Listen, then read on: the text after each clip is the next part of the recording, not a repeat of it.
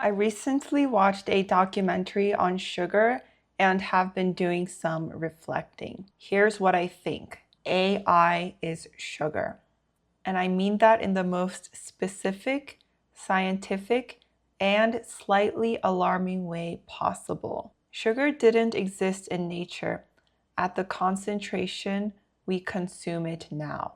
Your body was built for fruit, occasional, seasonal, and fibrous. What we've done is extract the sweet part, remove everything that slows it down, and deliver it directly into the bloodstream. Now, think about knowledge.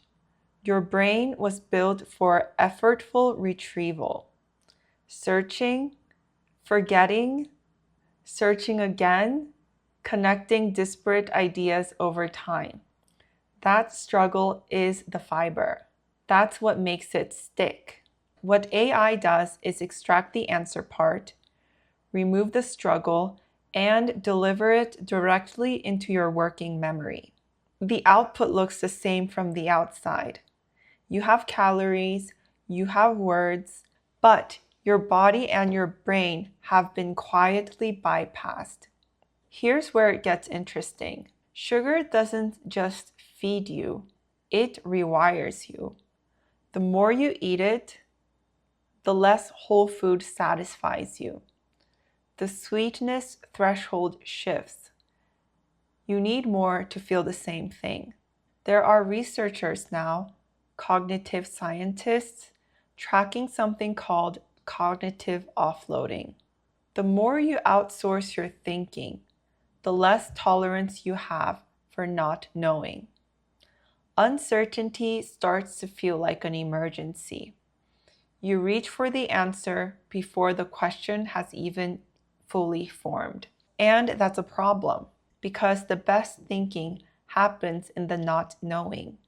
The uncomfortable pause is where your synthesis lives. When you never sit with a question, you never find out what you actually think about it.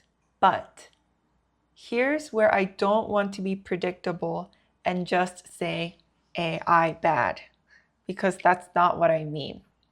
Sugar isn't evil. Humans have been using it for thousands of years. The question is always, what is it replacing and in what dose? A spoonful of sugar in your coffee doesn't destroy you, but if sugar is your entire diet, something's gone wrong upstream. Not with the sugar, but with the system you're living inside. Same thing. Using AI to draft an email when you're exhausted? Sure. Using AI to think for you every time thinking gets slightly uncomfortable?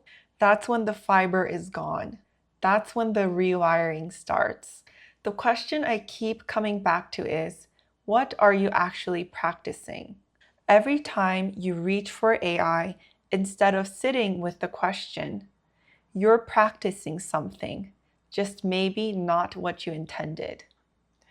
I'm not going to tell you to quit AI. I use it, but I've started treating it like sugar, with some consciousness of when and why. A few things that have helped me. First, draft before you ask. Write your half-baked version first, even if it's bad. The struggle of articulating the thing is the point. AI can refine, but it can't originate your thinking for you. Second, notice the reach. The moment you feel the impulse to open the tab, pause. What are you avoiding? Usually, it's not that hard. Usually, it's just uncomfortable.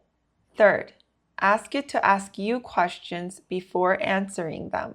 A good question from AI can be more useful than an answer because it forces you back into the driver's seat. The goal is to stay in the loop, not outsource the loop. The reason I think this metaphor matters isn't to make you feel bad about using AI. It's because sugar is one of the clearest examples in human history of a thing that felt like abundance, but quietly changed what we were capable of wanting. And I think we're at the beginning of that with cognition. I don't know what the answer is, but I think noticing it is the first move. Thank you for watching, and I'll see you next time. Bye.